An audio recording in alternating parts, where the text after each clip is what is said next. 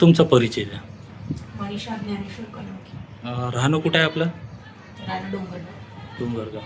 तर मनीषाताई, तुमच्यासोबत नेमकं त्या जे तुमच्या कुटुंबाचे प्रमुख व्यक्ती आहेत ज्ञानेश्वर कनाके यांचा मृत्यू कशामुळे झाला?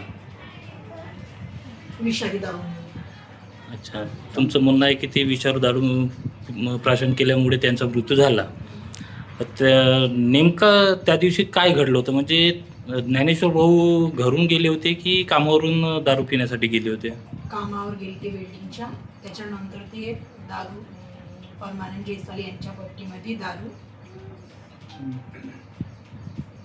परमानंद जयस्वाल यांच्या भट्टीमध्ये दारू पिण्यासाठी गेले होते असं तुमचं म्हणणं आहे. तर परमानंद जयस्वाल यांच्या दारूमधून त्यांनी दारू प्राशन केल्याच्या नंतर नेमकं काय घडलं? ते एका झाडाखाली बसले होते आणि ते दारू विषारी असल्यामुळे त्यांचा मृत्यू झाला. अच्छा, म्हणजे ती विषारी दारू असल्यामुळे त्या दारूमधून विषबाधा झाली आणि त्याचा मृत्यू झाला असं तुमचं म्हणणं आहे. आपल्या कुटुंबामध्ये आता कोण कोण आहे? माझे सासरे आणि माझा मुलगा आहे 9 वर्षाचा. आणि कुटुंबाची परिस्थिती काय आहे?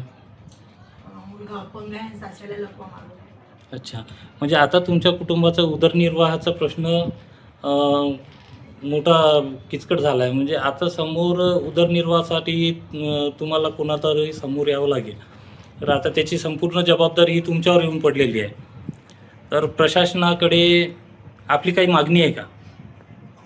प्रशासनाकडे माझी मागणी आहे की परमानंद जयस्वाल यांच्या दुकानावर कारवाई करण्यात यावी आणि दारू दुकान लायसन रद्द करण्यात यावे. म्हणजे जसं आपल्या कुटुंबासोबत घडलं आहे, आपल्या कुटुंबातला कमवता व्यक्ती गेला आहे, तसं दुसऱ्या कुटुंबासोबत घडू नये म्हणून परमानंद जयस्वाल यांच्या देशी दारू भट्टीचा परवाना रद्द करण्यात यावा अशी तुमची मागणी आहे. समजा असं झालं नाही तर मग तुम्ही भविष्यामध्ये काय पाऊल उचलण्याची तुमची तयारी आहे? उपोषणाला बसायची तयारी. उपोषणाला बसण्याची तुमची तयारी आहे. मुलगा अपंग आहे आणि सासऱ्यांना लकवा मारलेला आहे.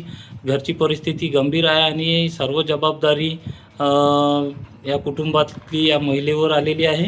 तरी प्रशासनाकडे यांच्या उदरनिर्वाहाचा प्रश्न निकाली काढण्याची एक मागणी आहे आणि सदर देशी दारूभट्टी चालकावर कारवाई करून सदर परवाना रद्द करण्यात यावा अशी या कुटुंबाची मागणी आहे.